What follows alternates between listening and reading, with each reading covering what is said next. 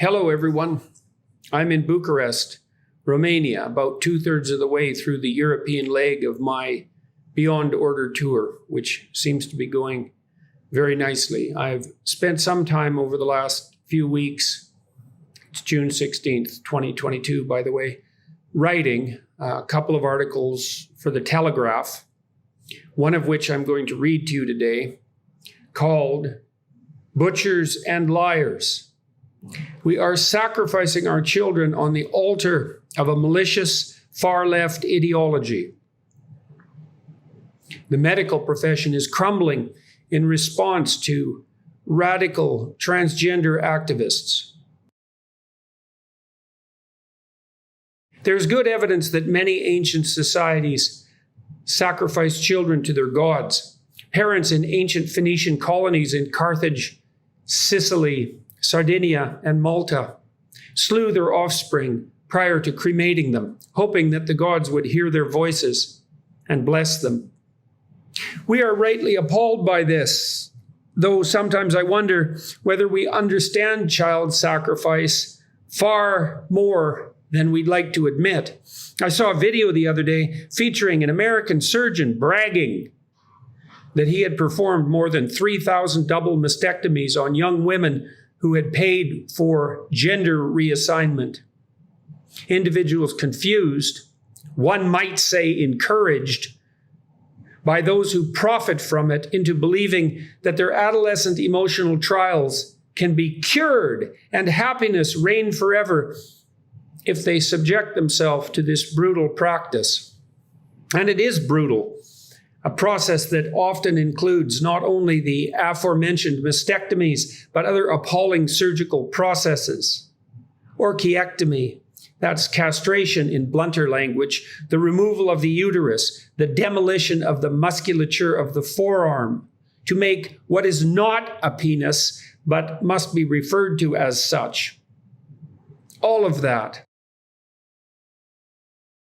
For someone purporting to be a physician, to perform this on children, to me at least, seems like something worthy of a prison sentence. Whatever happened to the doctrine expressed by the ancient language as primum non nocere, first, do no harm?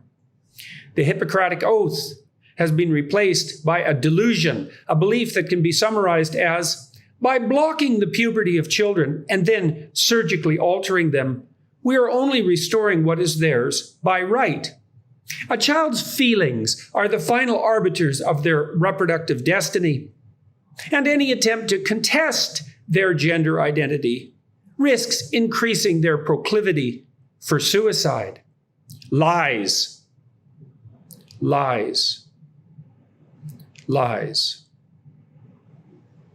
Then, butchery. Changing standards.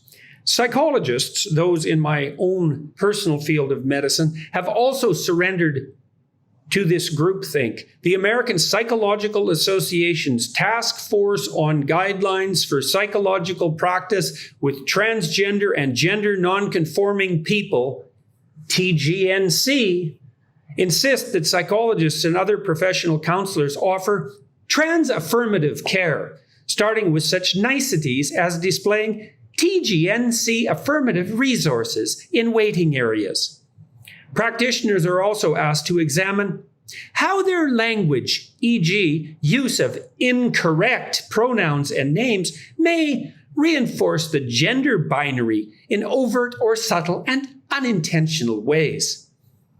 These guidelines first read like a manual of indoctrination written by Marxist ideologues, and second, like a document designed to undermine and destroy the practice of therapy itself.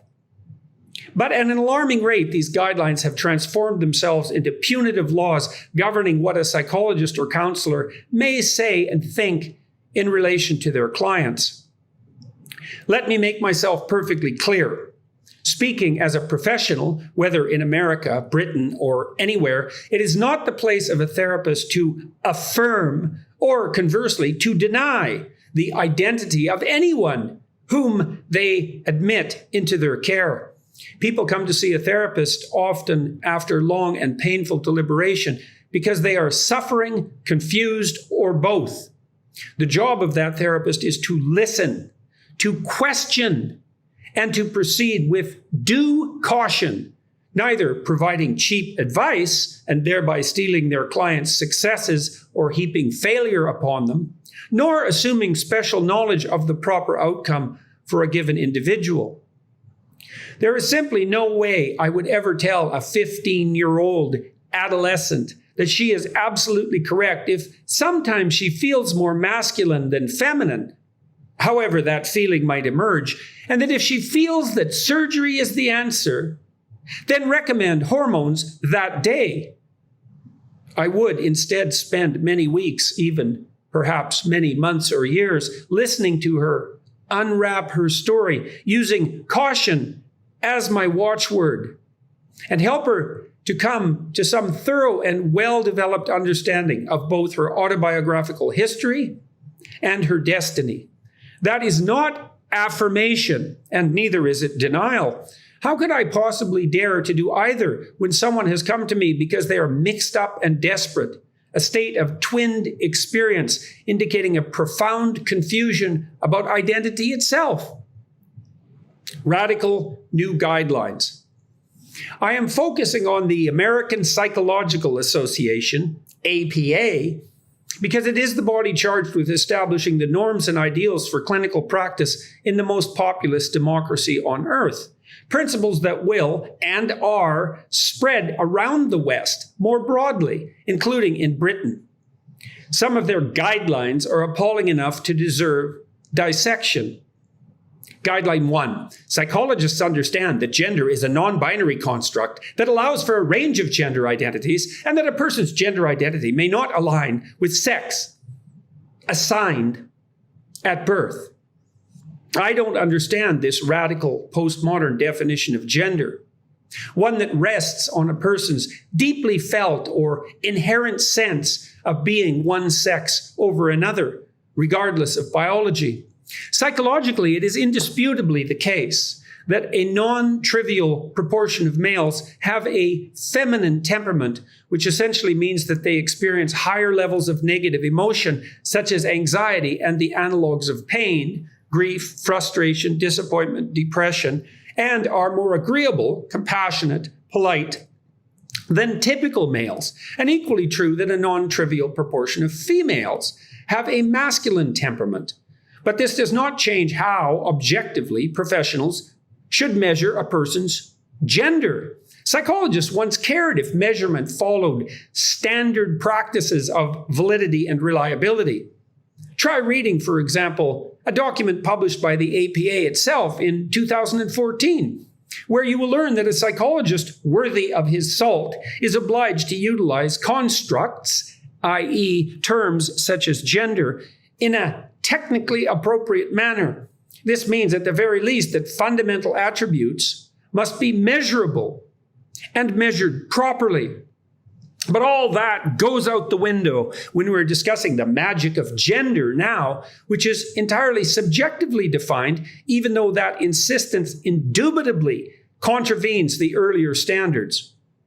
But feelings über alles, folks, and it's no joke, particularly if you're 15 and have undergone surgery that makes you incapable of reproducing, often to foster someone else's sense of moral superiority or sense of self-attributed compassion, a word that increasingly makes me shudder when I encounter it.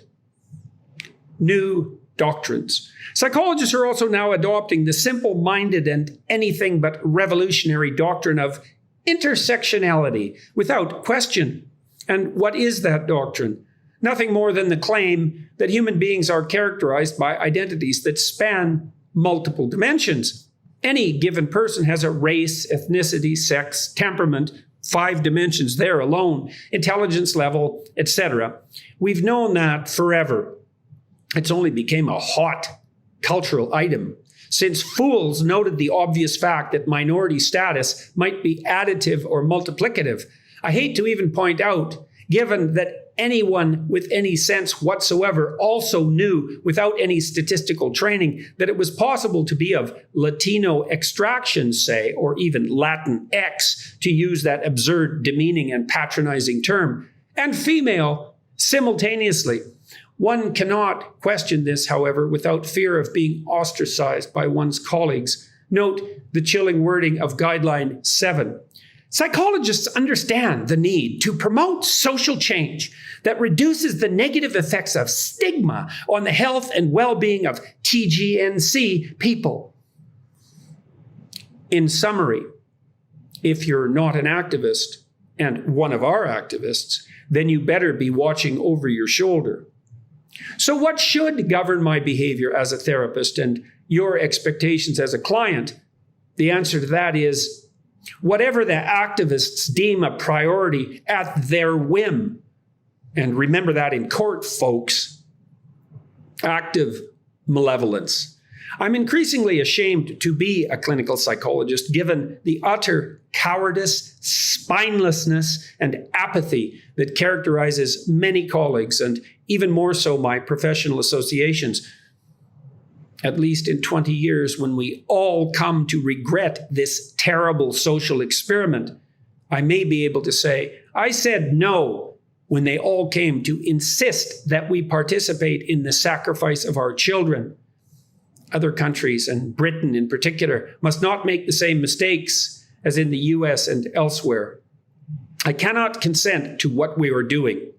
I cannot abide by what have become the doctrines of my discipline. I believe that the acts of the medical professional rushing to disfigure, sterilize, and harm young people with what are clearly ill-advised, dangerous, and experimental procedures cross the line from do no harm to outright harm.